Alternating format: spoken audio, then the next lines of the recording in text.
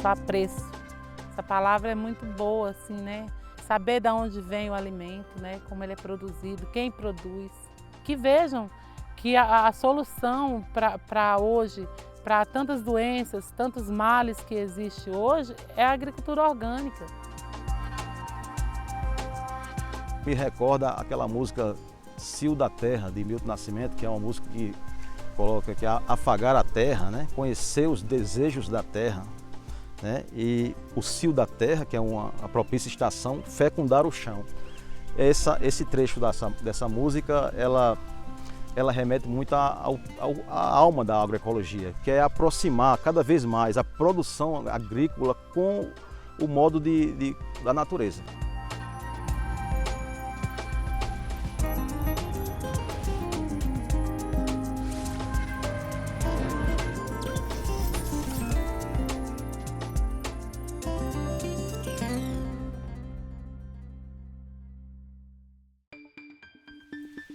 O Brasil é um dos maiores produtores de alimentos do mundo e também um dos maiores consumidores de agrotóxicos. Neste cenário, qual é o espaço da agricultura orgânica, que foge dos adubos derivados de petróleo e aposta nos defensivos naturais? Será que ela um dia será capaz de substituir o cultivo convencional com capacidade para garantir a comida na mesa dos brasileiros? O Caminhos da Reportagem de hoje vai visitar produções de diferentes cultivos orgânicos, mostrar as técnicas, o desafio do preço acessível e as vantagens desse modelo. Além de se produzir alimentos de qualidade, você está preservando água, você está preservando o solo, está preservando o ar, está preservando água, fazendo uma reserva de água. A gente tem aqui muitas espécies nativas, né? Tem várias que são exóticas, mas na margem do córrego basicamente são nativas. Mais de 150 países têm hoje algum tipo de produção orgânica, um segmento que cresceu em média 800 mil hectares por ano na última década. Hoje, a agricultura orgânica no planeta ocupa 50 milhões de hectares, área ainda menor que toda a agricultura brasileira, que abrange 75 milhões de hectares. O crescimento é lento, mas é positivo. Todos os anos tem um aumento na produção mundial de orgânicos e é uma tendência que eu diria vai continuar. Ainda é uma parcela pequena da produção global. Cresce cerca de 20% ao ano a produção agrícola agroecológica ou orgânica no âmbito do nosso país. Sofre pouca interferência de crises econômicas ou crises políticas, de desabastecimento, etc. É uma grande mudança. Estamos nessa transição. Vai demorar muitos anos, ainda vamos ter, eu diria, produtos, insumos químicos por um longo tempo, mas o mundo está caminhando a uma agricultura cada vez mais orgânica, né? A gente entende que, com o passar do tempo e os incentivos à agroecologia, à agricultura orgânica, as formas de agricultura sustentáveis possam passar a ocupar o espaço que hoje é ocupado pela agricultura de uso intensivo de agrotóxicos. No curto e médio prazo, eu não acredito nessa possibilidade de se poder abrir mão do uso de defensivos agrícolas e manter uma produção na escala necessária para a população mundial e com o custo que a população tenha condições de ter acesso.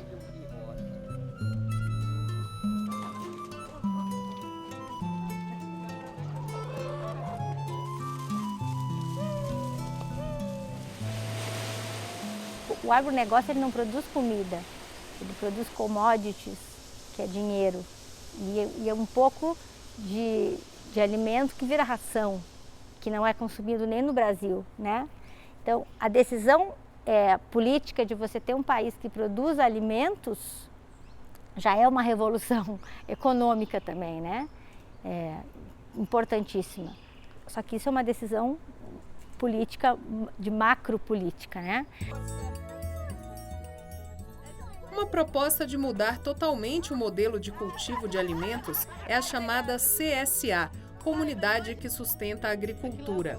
A ideia surgiu há 40 anos na Europa e na América do Norte, cresceu também no Japão e na China e vem ganhando o mundo. Nesse modelo, o agricultor faz uma parceria direta com os consumidores, que passam a ser coagricultores, pagando mensalidades. Em contrapartida, recebem os alimentos sem custos adicionais, sabendo quem os produz, onde e como. Vamos chegar? Vamos chegar, Robinho. Você que manda aí. Mamãe, eu quero beijar um mamão. Você quer beijar um mamão? Onde tem um mamão para essa criança beijar? Aqui tem cachorro, coelho e galinha. Vocês de vez em quando recebem visita de pessoas que compram os produtos de vocês? Sim, a gente recebe visita. Ela tem prazer de vir buscar a arca delas, colher, ela tem prazer de colher a arca delas aqui.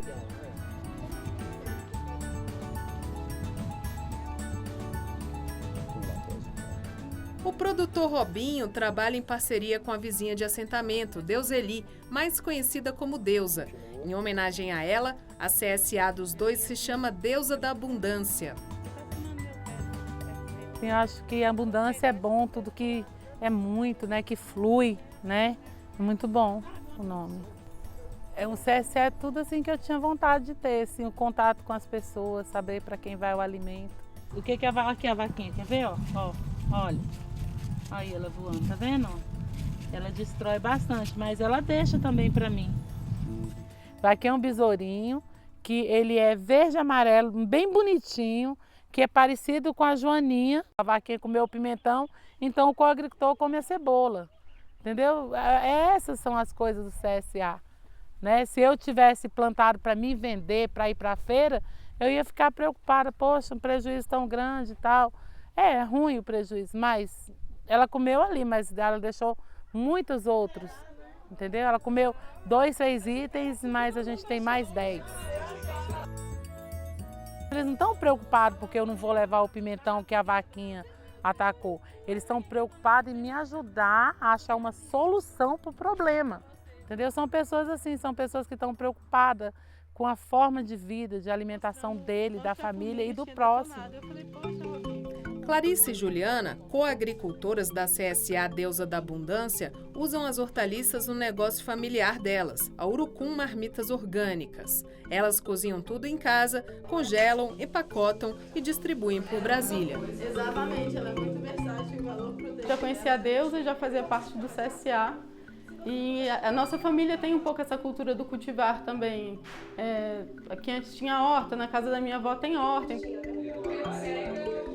Quando a criança faz parte do processo também, né, ela vê de onde vem, ela vê crescer, ela vê a transformação. Então, a minha filha realmente não comia tomate. De repente, ela viu que o tomate tem uma flor linda amarela, que ele nasce verde, que ele cresce e fica vermelho e que quando tira do pé ele é doce. Você quer comer um tomatinho? Tira um pouquinho da terra. Esse aqui o bichinho comeu antes. Não é simplesmente um sistema de compra e venda. É um sistema de parceria, é um sistema de irmandade, é um sistema de trazer pra gente pessoas para perto do coração, sabe? E isso energeticamente na comida faz uma grande diferença. Quando a gente manda o cardápio semanalmente, a gente usa nomes genéricos, sem especificar exatamente o que aquela hortaliça é. Porque a gente vai estar aberto ao que a terra nos fornece naquela estação, porque acho que as pessoas se esqueceram que cada época dá determinado alimento. E aí a gente, quando recebe essa arca, né, vê quais as combinações que ficam melhor, processa e congela e entrega uma vez por semana.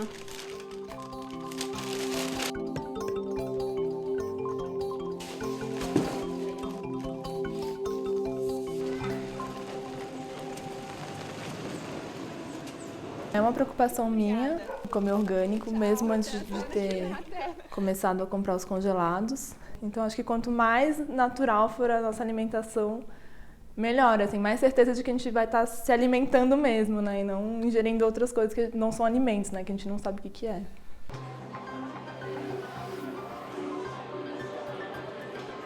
O uso de agrotóxicos é uma violação ao direito humano à alimentação adequada e saudável.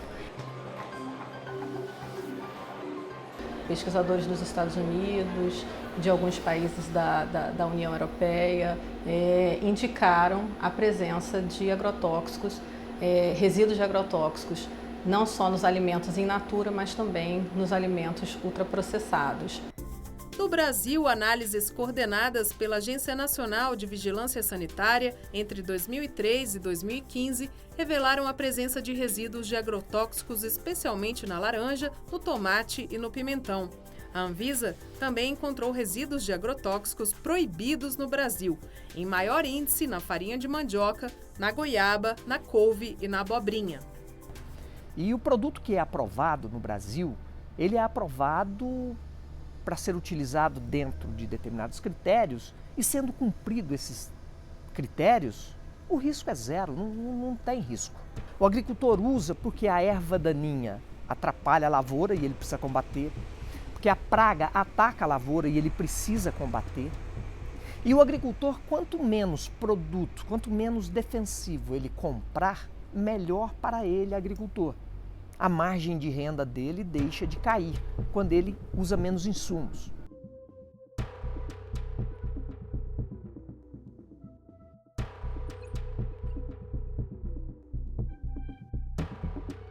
Há risco de contaminação da água, risco de contaminação dos alimentos, risco de contaminação do ar que a gente respira.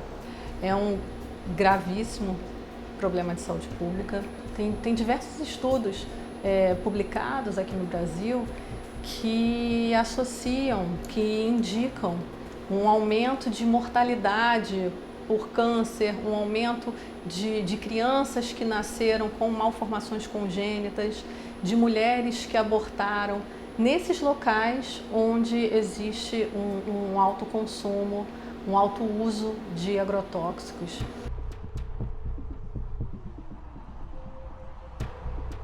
Nós fomos a campo, a Human Rights Watch, com uma equipe e um especialista em poluição tóxica, foi para localidades rurais, 7 localidades rurais nas 5 regiões do país. A gente viu registros médicos, a gente conversou com profissionais da saúde e a gente fez uma ampla gama de entrevistas com mais de 70 pessoas que foram intoxicadas, foram vítimas de intoxicação. Então, nosso relatório Você Não Quer Mais Respirar Veneno é produto de uma pesquisa de mais de um ano. Nessas zonas rurais existe um clima muito grande de intimidação, ameaça, inclusive ameaça de morte, que fazem com que as pessoas não denunciem, ou seja, há uma subnotificação enorme dos casos de intoxicação aguda por parte do Ministério da Saúde, porque simplesmente as pessoas têm medo de denunciar. No Brasil, o Ministério da Saúde organiza os sistemas de informação do Sistema Único de Saúde,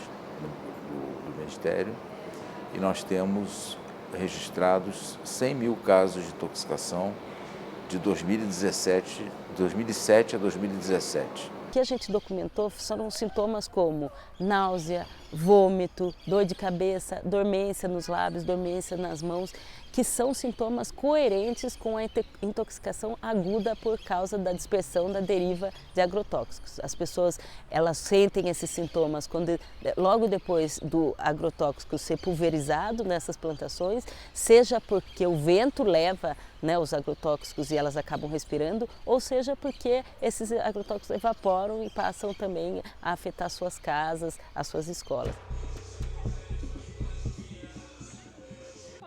Na divisa de Goiás com o Distrito Federal, Andresa e outros 43 trabalhadores rurais foram intoxicados num campo de soja em março deste ano. Aí nesse dia a gente chegamos lá, tinha 2 campos de soja. Aí tinha um campo normal e tinha esse outro campo que a gente entrou. Aí a soja melando a roupa da gente, manchando a roupa da gente, parecia que tinha um óleo nela, alguma coisa muito forte. No que eu andei eu já caí. Aí eu já comecei a babar, já comecei a espumar. E suava e já não lembro mais nada. Você também, Cristina? Todo mundo passou mal, não ficou ninguém em pé.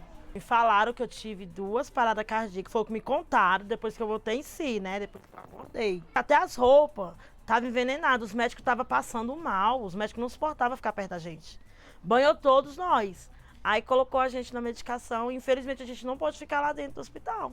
Eles pegaram e colocaram a gente numa área assim mais pro lado de fora, porque a gente estava fazendo mal pro povo que estava lá dentro. Todo mundo estava sentindo mesmo, realmente. E você ficou vomitando durante uma semana, vomitou sangue? Não, eu vomito até hoje se não tomar o remédio.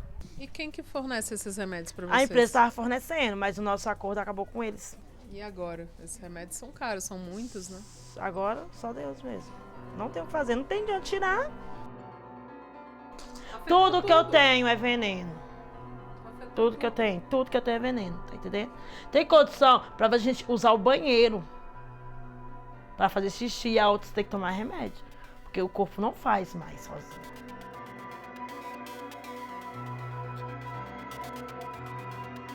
Porque eu tive um início de infarto dentro do ônibus, porque minha pressão ficou 5/4, eu fiquei sem respirar, eu tive que ir pro balão de oxigênio. Aí quando eu cheguei eu fui direto pra UTI. Eu vomito quando o sol tá quente, eu incho, eu fico inchado, eu começo a sair empola no corpo, umas bolhas vermelhas. A cabeça pode tomar 10 comprimidos para dor de cabeça, não passa. É o tempo todo doendo. Eu tenho 3 filhos para criar e não posso trabalhar. Nossa, eu sentia logo, naquele começo, né, era queima na boca do estômago, sentia muita queima mesmo, eu tomava água geral para ver se melhorava, não melhorava não. E eles passaram um remédio lá para mim, eu fiquei tomando, até que passou mais. Dei a dor de cabeça também. Eu já fiquei internado várias vezes, já era para mim ter dado uma melhora, mas não dá. E você está conseguindo trabalhar? Porque não, eu estou desempregado. E os advogados que estão em cima da história trabalhando, entendeu? Para ver se consegue alguma coisa pra gente, ver se consegue plano de saúde pra gente, que ele cuida da nossa saúde. Isso só os advogados que estão correndo atrás, mais ninguém. O Ministério Público do Trabalho investiga o caso, que envolve a segunda maior empresa química do mundo, a DuPont. Queria só que eles falassem o veneno, entendeu? A gente tá mais na justiça é por conta disso. É para eles falar o que fez mal, o que eles bateram lá. Em nota, a assessoria de imprensa da DuPont informa que, mesmo após o término do acordo com os trabalhadores, a empresa mantém o suporte aos funcionários que eventualmente apresentam alguma necessidade médica e continua colaborando ativamente com o Ministério Público do Trabalho. Nós temos, da Organização Mundial da Saúde, o registro anual de 200 mil casos graves de intoxicações a nível mundial. Há 4 anos, um fotógrafo de Buenos Aires vem documentando no meio rural argentino os efeitos dos agrotóxicos na saúde dos trabalhadores. O principal deles é o herbicida glifosato, também muito usado no Brasil. Como el trabajo no podía ser publicado aquí, tenía problemas, digamos, había una cierta complicidad mediática con el tema. Decidí sacarlo al exterior, entonces empecé a participar de festivales de fotografía para poder visibilizarlo, de algunos grants, y fue premiado y tuve la posibilidad de continuarlo, ¿no? Fabián Tomasi vive en Entre Ríos, él fue aplicador, trabajaba haciendo carga y descarga de aviones, aplicadores. Entonces estuvo en contacto directo con químicos durante muchos años y él fue la primera persona que conocí. Es un hombre físicamente muy debilitado. Pero en algunos pueblos fumigados la tasa oncológica ha crecido 2 o 3 veces por encima de la media nacional. Es decir, es casi imposible negar lo que está sucediendo, porque muchos niños, hombres y mujeres están enfermando e estão muriendo. Fabián faleceu em setembro, aos 53 anos, em decorrência de um distúrbio neurológico provocado pelo contato com agrotóxicos.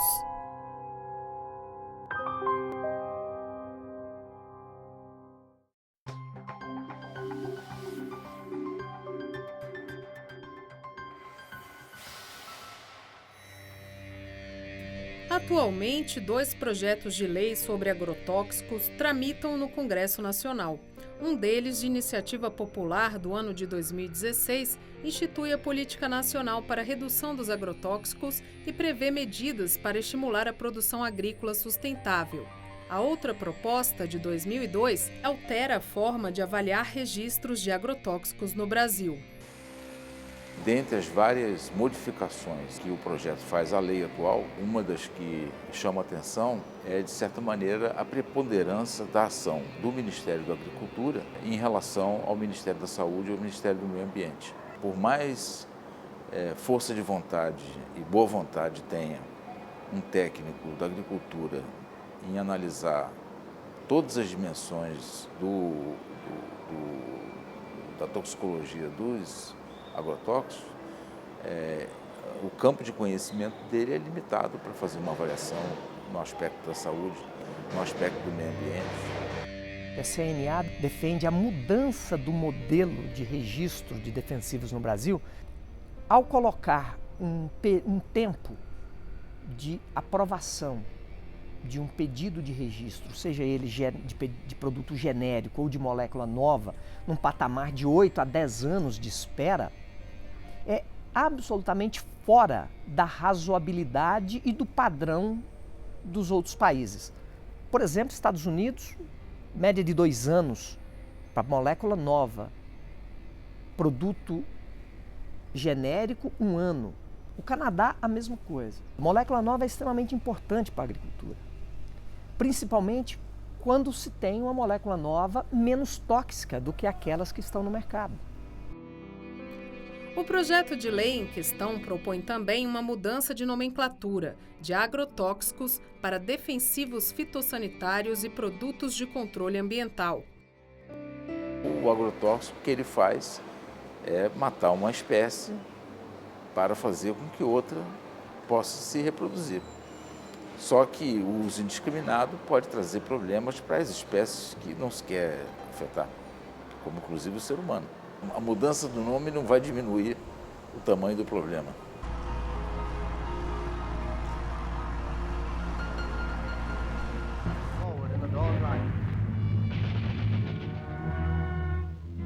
Depois da Segunda Guerra Mundial e culminando com o final da Guerra do Vietnã, o que sobra de armamento químico é, grosso modo falando, diluído e transformado em venenos agrícolas. Na agricultura esse processo foi conhecido e ele é chamado de Revolução Verde.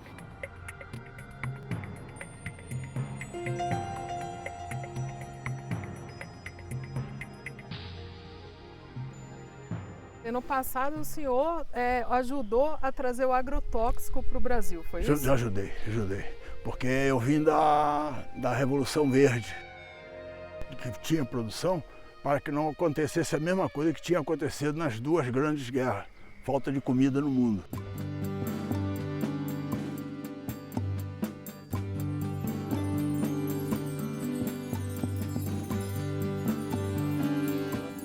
Na infância a gente não consumia nada que tinha agrotóxico, né? Eu, 65 na realidade mais ou menos, que começou já a usar agrotóxico assim em escala maior, né?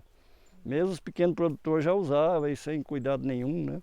Todo esse processo, ele aumentou muito a produção, mas por outro lado começou-se a ver o lado negativo de todo o impacto ambiental, o impacto na saúde. Então, algumas pessoas começaram o movimento de resistência a isso. Eu observava ainda ao campo, observava muita gente intoxicada, vendo as pessoas avermelhadas e doentes. Meu irmão caçula morreu com 20 anos, fazendo pulverização numa fazenda, pulverizando agrotóxico, né? E você sabe que agrotóxico que foi? Não sei. O cara ficou assim meio obscuro lá, não quis, para não se complicar, ele acabou não abrindo muito o jogo, é uma fazenda grande, né? A morte do irmão no campo foi em 1986. Poucos anos depois, ele decidiu vir para Braslândia, no Distrito Federal, retomar a atividade original da família, natural do interior de Goiás. Comecei a plantar aqui, convencional ainda, mas sempre naquela vontade de mudar, né? Em 2001 eu já tinha tirado todos os agrotóxicos da lavoura O último plantio convencional foi um tomate, que eu perdi ele por usar agrotóxicos. O pessoal mandava a gente misturar vários agrotóxicos e acabava queimando a planta e não resolvia o problema, né? E aí depois de alguns dias eu pedi para o rapaz que trabalha comigo, pode parar de usar agrotóxicos, que você está se contaminando, eu estou gastando muito dinheiro e não está resolvendo nada. Parou de irrigar. Uns 15 dias depois eu notei que o tomate começou a sair alguns brotos. Então eu falei, então molha, começa a molhar. E a gente ainda conseguiu usar, sem usar agrotóxicos, nós conseguimos tirar o dinheiro da despesa do plantio ainda.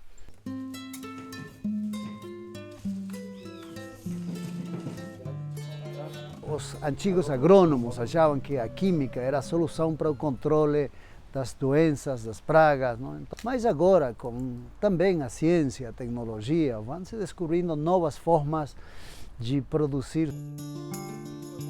Olha, esse ano, estrategicamente, a gente já deixa para fazer a barreira física, né, contra vento, e mesmo a barreira biológica para abrigar os insetos, né, os insetos que a gente precisa aqui na lavoura. Sem esses insetos é praticamente impossível você manter um sistema orgânico assim em condições, né? E a sua plantação de morangos é a maior do DF, né, orgânico? Em termos assim, de produtividade, a minha chega bem próximo, às vezes até iguala com a produção convencional no morango, no caso do morango. E a questão do preço, seu Divino? Olha, pode até aproximar por excesso de oferta, né? Às vezes tem um produto que está muita oferta, tem época que pode ficar até mais barato, né? Mas não dá para vender muito mais barato porque o processo de produção nosso é mais caro, porque você não consegue produzir em escala maior, é a escala que faz baratear custo, né?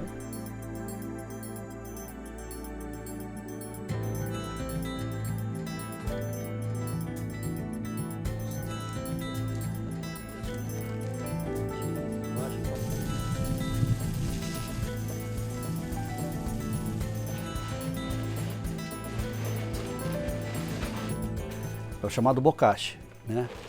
Ele é, ele é produzido a partir de resíduos de peixaria, principalmente, né?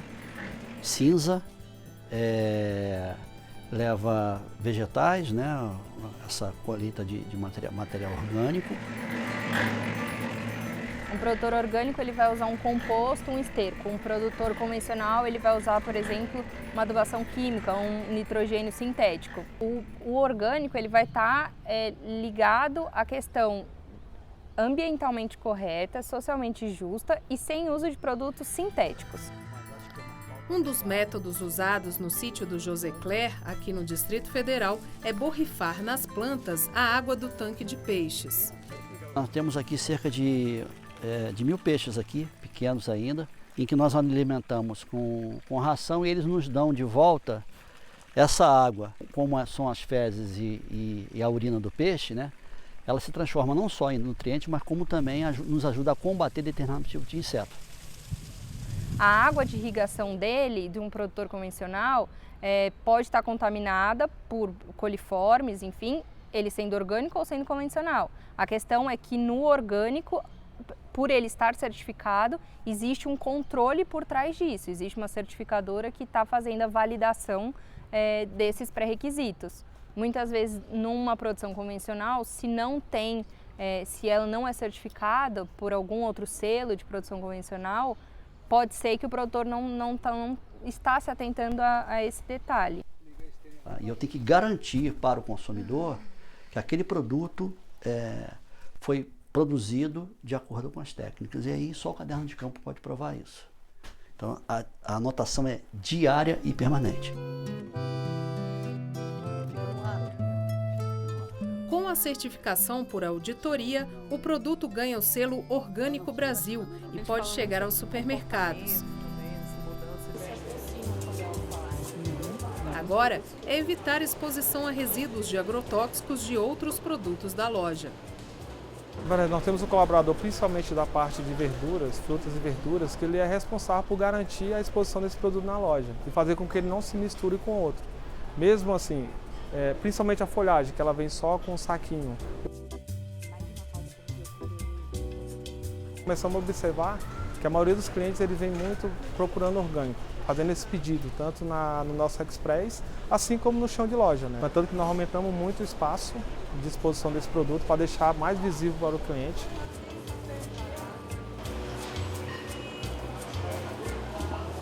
Eu dou preferência aos orgânicos e algumas vezes, inclusive, eu nem levo, se não tiver orgânico, eu não levo outro tipo de verdura. Eu acho importante para a saúde da minha família.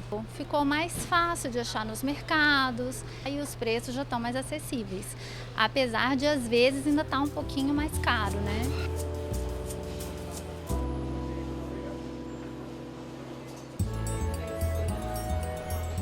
Muitos orgânicos que estão nos supermercados do Distrito Federal vêm da Fazenda Malunga, que produz verduras, legumes, frutas, leite e derivados o ano inteiro. Um exemplo de que é possível produzir orgânicos em escala maior e comercializá-los em grandes redes.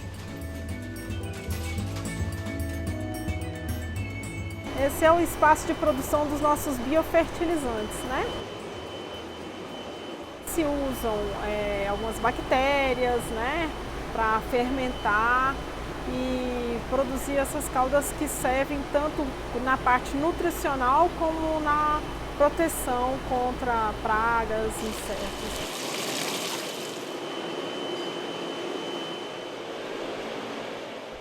Então, aqui é a parte de produção de leite, né? Nosso gado é um gado mestiço, então um pouco mais resistente. A gente trabalha na questão sanitária, homeopatias, né? Os tratamentos que são permitidos, né? Pelas normas. E a gente tem tido uma produtividade razoável, não é perto da produtividade convencional, mesmo porque a gente não pode fazer uso de nenhum tipo de hormônio. A gente trabalha com grande aproveitamento da hortaliça aqui na alimentação do gado, porque a gente já tem produção de milho orgânico que a gente já consegue comprar.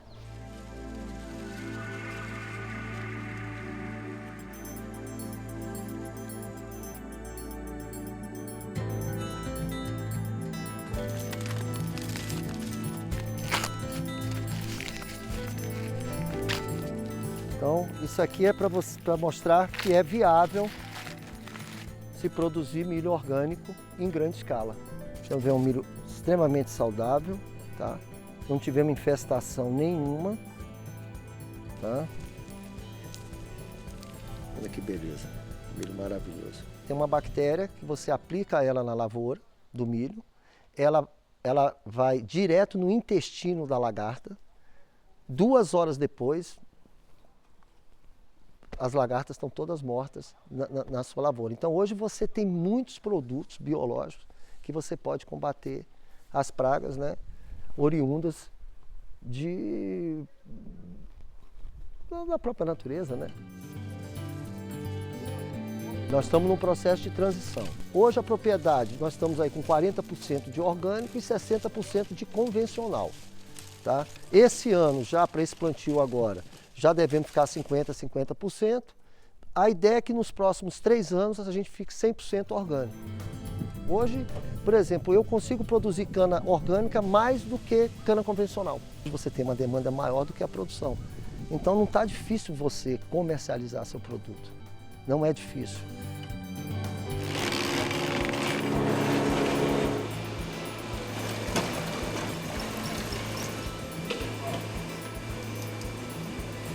Eu sempre digo assim, orgânico é consciência, não é moda. Consciência vem e fica.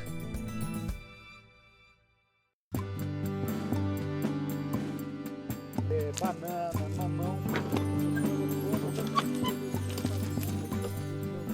Carlos Caetano deixou o trabalho no mercado financeiro no Rio de Janeiro e, junto com a esposa, adotou uma nova concepção de vida em Goiás. Na fazenda, para consumo próprio, tem de tudo um pouco, só orgânicos. Para vender, ele produz café e frango. O milho e a soja são para alimentar os frangos. Mas o grande desafio, na verdade, para você chegar a ofertar a proteína animal no mercado é produzir o que ele vai comer.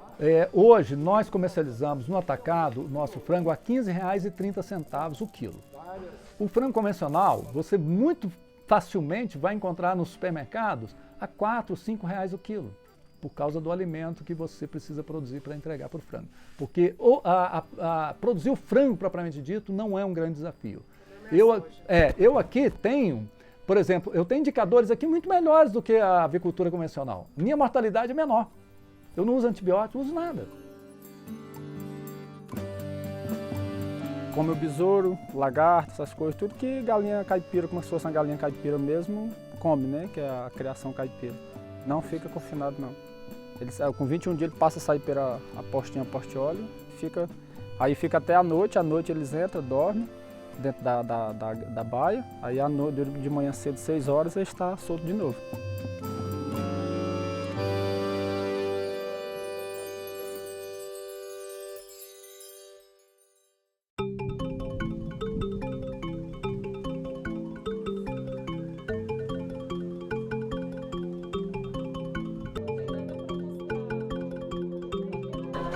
Dona Monçai, então o que falta para ser orgânico, né? A produção dos ovos e até da galinha.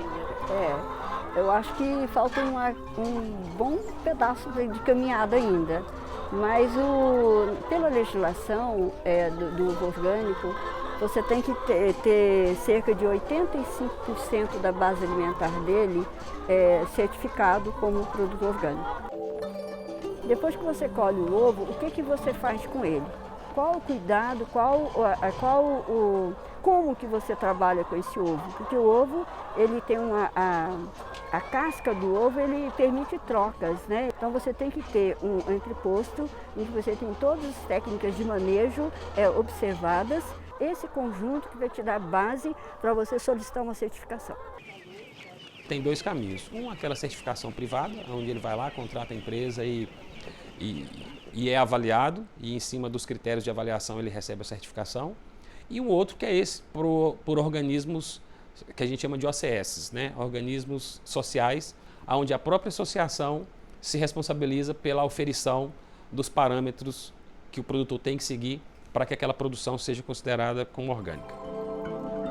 Massai vai poder escolher o modelo de certificação do ovo e do frango assim que cumprir todos os requisitos da legislação brasileira sobre orgânicos de 2003. Já as hortaliças e frutas dela são certificadas e têm uma característica a mais. Alguns cultivos são feitos junto às árvores nativas, o que é chamado de sistema agroflorestal. Eu acho que ela vai ajudar nessa questão de você ter a diversidade e vai ter também fazer ligação com os outros plantios que vai ampliar, né, os corredores aqui da região também, né? A agrofloresta é uma proposta de casar a conservação ambiental com a produção de alimentos. Muitas vezes há projetos de recuperação ambiental que não trabalham com o componente de geração de renda, e isso às vezes gera um desestímulo do agricultor de estar cuidando da área, de estar tendo um sentimento de pertença com a área. A gente fica bastante feliz de ver os produtos junto com as mudas, junto com as árvores do cerrado.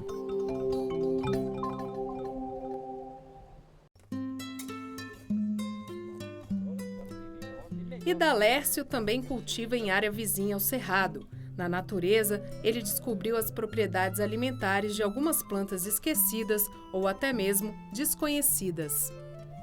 Essa flor aqui é comestível e muito bom. Certo. Só que no Brasil não existe não tem esse um hábito. costume, né? Cara, muito docinho, muito boa. É boa, boa. As punks, Flávia, são plantas alimentícias não convencionais. Então a ideia é, elas estão nascendo voluntariamente pra gente. A gente na agroecologia usa esse termo de voluntário, né? Na agricultura convencional chamam de erva daninha, né? Tá fazendo um dano. Não, na verdade elas estão sendo voluntárias da natureza, e aí a gente aprendeu recentemente de que além delas estarem ajudando o ambiente, a gente pode comê-las. Porque a gente sabe que são mais de 2.000 plantas que poderiam ser comidas, né? Se não me engano é esse o levantamento. E a gente se baseia mais ou menos aí em torno de 10, que é soja, milho, trigo, feijão, é isso, limita em 10. E isso é mundial, né? É mundial. E deixou-se com o tempo, né? Os nossos tataravós, bisavós aí tinham um prato bem mais colorido, né? Hoje em dia, infelizmente, o mercado, né? E a gente na agricultura orgânica, na agricultura ecológica, é tudo um resgate dessa alimentação, né? E ela estava ainda aceita, as pessoas estão bastante conscientes, né?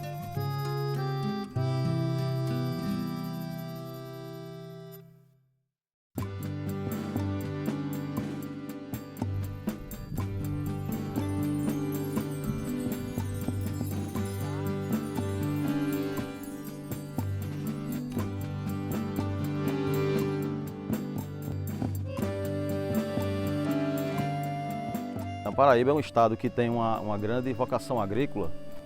Praticamente 30% da extensão territorial litorânea do estado era ocupada por cana-de-açúcar até cerca de 10, 20 anos atrás, né? Com um pouco da crise do álcool e do açúcar, uma parte das usinas de destilação e alguns engenhos também, eles entraram em falência e uma boa parte dessas terras foram redistribuídas para os trabalhadores.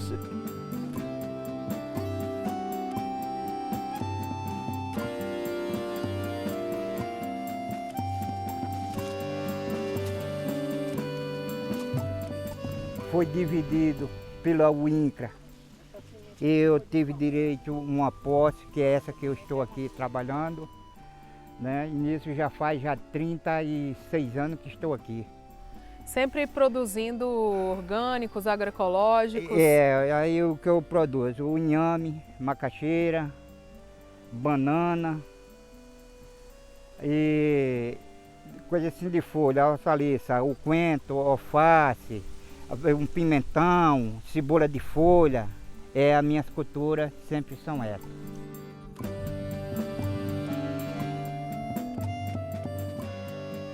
Seu Carlinho é meu mestre, né? Quando qualquer dúvida a gente vem perguntar para ele, para o Baiano, que é um outro produtor antigo também, e a gente vem beber nessa fonte aí de sabedoria.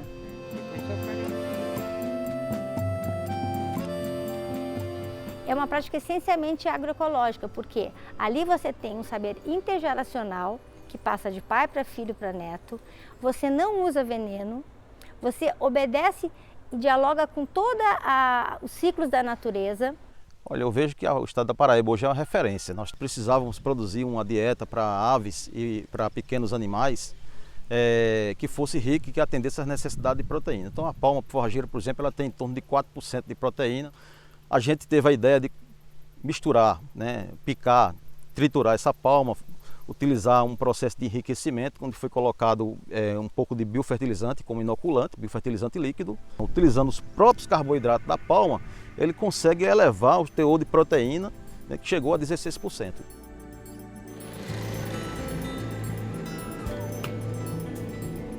A 1h30 da capital João Pessoa, perto do município de Juarez Távora, a palma forrageira, muito presente no semiárido nordestino, ajuda a alimentar os animais do assentamento Margarida Maria Alves.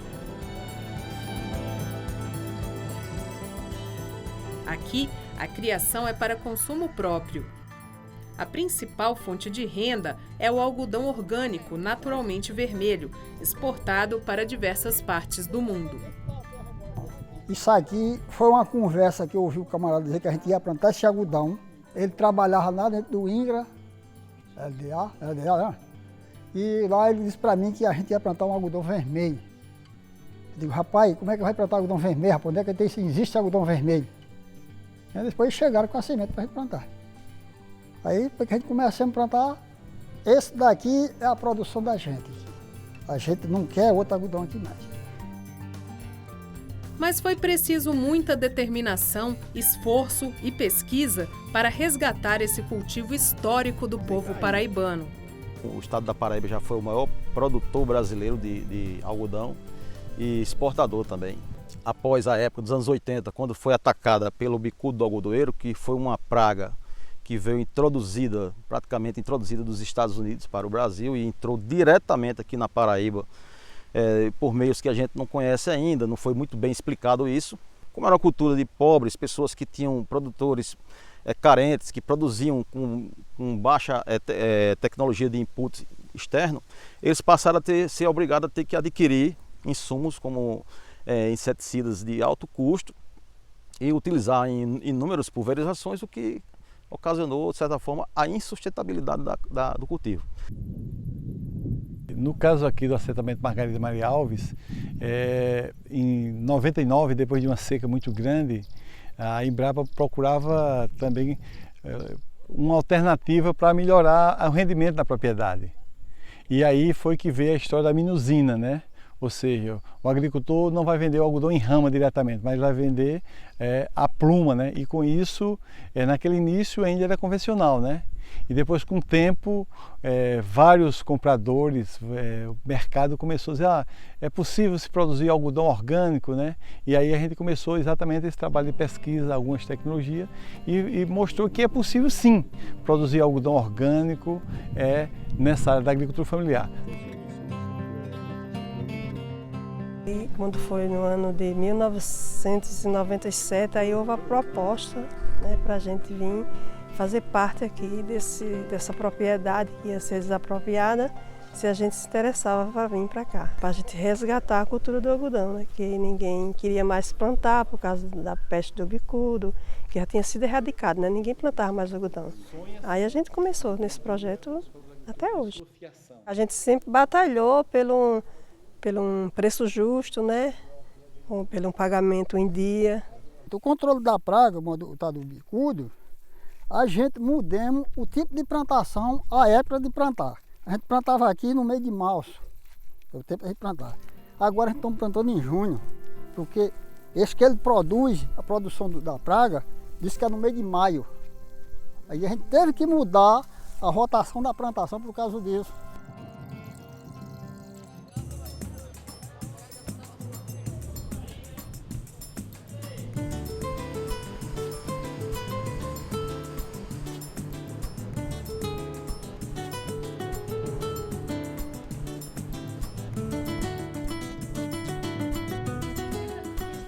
Eu sou filha de plantador de algodão. Quando chegou o bicudo, eu lembro das palavras do meu pai. Ele disse assim, arranca tudo e toca fogo.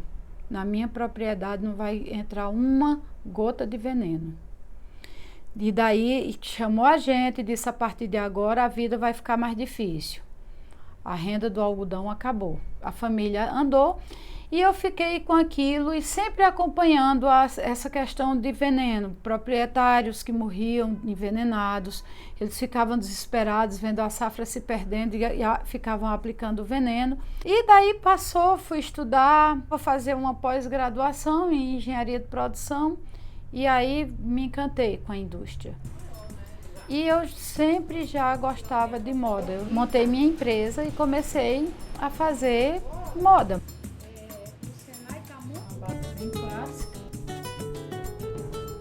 Para se diferenciar no mercado da moda, Francisca foi em busca de quem plantava sem agrotóxicos. Descobriu o algodão orgânico colorido do assentamento da Dona Preta e do seu Betinho.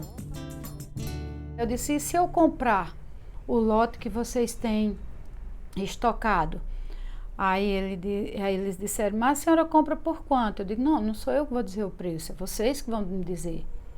Eu estou chegando aqui a primeira vez. Eu me lembro que eles me disseram, a senhora compra R$6? Aí eu disse, não, eu não vou pagar os R$6. Eu vou pagar R$6,80. Com uma condição, vocês vão plantar para mim no próximo ano. Agora a próxima safra. Hoje a gente paga R$13,50 um quilo de pluma. É o maior preço pago por um quilo de pluma no Brasil. O problema hoje é porque não temos produto. A oferta ainda é muito pequena. E um dos desafios desse projeto é estabelecer sistemas que garanta essa oferta de forma contínua, né? Na hora que você estabelece um sistema com sustentabilidade, que, assim, não vou dizer que vai produzir sem chuva, mas que possa, numa condição de aridez de semi-aridez que nós estamos vivendo, ele possa ter uma produção de forma razoável, né? Existe a exigência do mercado para pequenos nichos, mas também uma discussão que está tendo nesse projeto para a escala, para a grande indústria poder ter uma quantidade capaz de ter linhas de produção. Então olha o que a gente desenvolveu, uma cambrainha. A gente pode chamar de tecido com algodão orgânico. O Japão foi o primeiro país que a gente vendeu em quantidade maior. Suécia, Suíça, a gente vende hoje acho que para mais de 10 países. Os valores para eles lá fora, o valor é chegar aqui e dizer, eu estou vestindo uma peça que não polui rios nem mananciais, que economiza 87,5% de água, que é 100% orgânica. Isso para eles lá é chique, é valioso, essa peça tem valor. O Brasil ainda está muito acordando, como se diz. Aquela outra não Nacionalmente, as peças da marca de Francisca são vendidas hoje nessa loja do aeroporto de João Pessoa. Eu acho muito importante esse conceito de não prejudicar o meio ambiente. E eu procurei porque que é nosso, né, na nossa Paraíba. Tem muita gente que não conhece, né? Mas aí eu falo direitinho que é um produto orgânico, que ele não passa por nenhum processo químico. Nosso tingimento principal é a casca de caju. A casca do caju é maravilhosa, você consegue tirar 5 cores dela, desde o marrom telha até o grafite. A gente queria uma parte da coleção com cores fortes. Isso aqui, caju. Isso aqui, caju. Você está vendo a quantidade de cores só do caju. Amarelo, açafrão, esse alaranjado aqui, urucum, esse vermelho, olha que lindo aqui, hibisco. Quase que uma alquimia. Você nunca sabe o que é que vai sair ali da panela. É lindo, né? Os produtos orgânicos vão além da alimentação e das roupas. Há também cosméticos naturais, como os produzidos por Ana Flávia. Aqui é uma cozinha. Tudo que tem aqui tem numa cozinha. Eu faço produtos cosméticos naturais para o cuidado do nosso corpo e para o cuidado do nosso planeta. Quando eu comecei a fazer isso, ninguém fazia, eram pouquíssimas pessoas que faziam isso, estava começando esse movimento. O que tinha muito forte era o movimento da alimentação orgânica, mas a gente ainda não tinha questionado o que a gente ia passar na nossa pele, que também não deixa de ser um alimento. Eu não uso nada de origem animal nem petroquímico nos meus produtos. Eu tenho um produto que é o sérum facial de óleo de piqui. O piqui, ele é um óleo que está sendo muito estudado na Universidade de Brasília porque ele é um anti-inflamatório poderosíssimo. A gente está retornando para as receitinhas da vovó, né? Eu lembro que minha avó, toda vez que ela comia uma banana, ela pegava a casca e passava no rosto. Eu nunca entendi isso. E aí eu comprei um livro super lindo, maravilhoso, que veio da Europa. Para mim a receita era pegar a casca de banana e esfregar no rosto. E aí você olha e você fala, não é possível que essa é a maior tecnologia que a gente tem. É por uma questão de sobrevivência mesmo que as pessoas vão voltar a fazer os seus próprios cosméticos. E por uma questão mesmo de resistir ao envenenamento em massa que existe hoje em dia na nossa sociedade.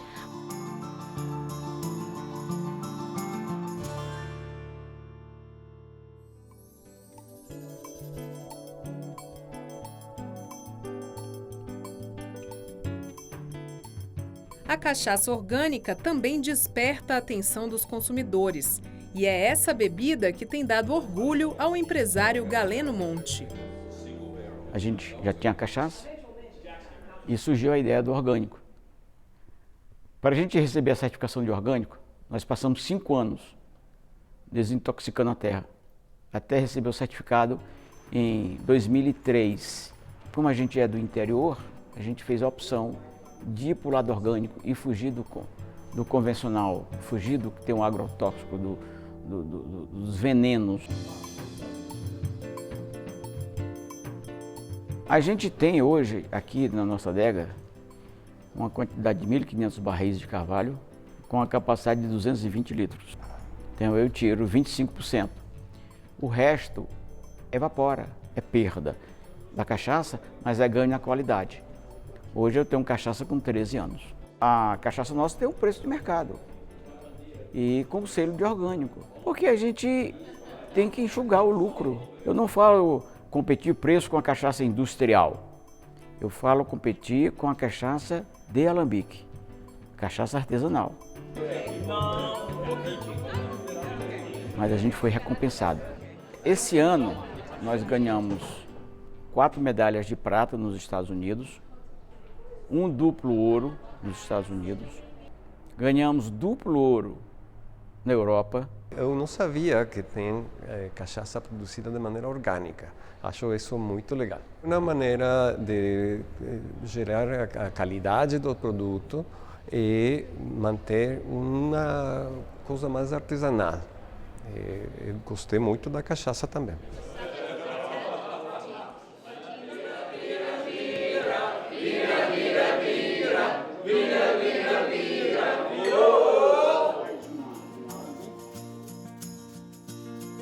É importante ter incentivos muito maiores do que os que existem hoje para a produção orgânica, para a agroecologia, a agrofloresta, para a produção sustentável, e que os pesadíssimos incentivos que hoje existem, inclusive com subsídios públicos para os agrotóxicos, eles sejam reduzidos.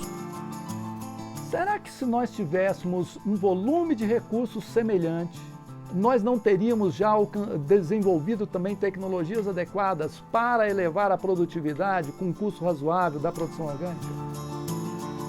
Fico emocionado falando na agricultura orgânica, naquilo que a gente está fazendo, consciente de que esta agricultura que nós estamos praticando é a agricultura que o mundo desenvolvido está exigindo. A grande preocupação da gente hoje, além de alimentar as pessoas, é alimentar a terra, dar para ela o que ela está precisando de volta.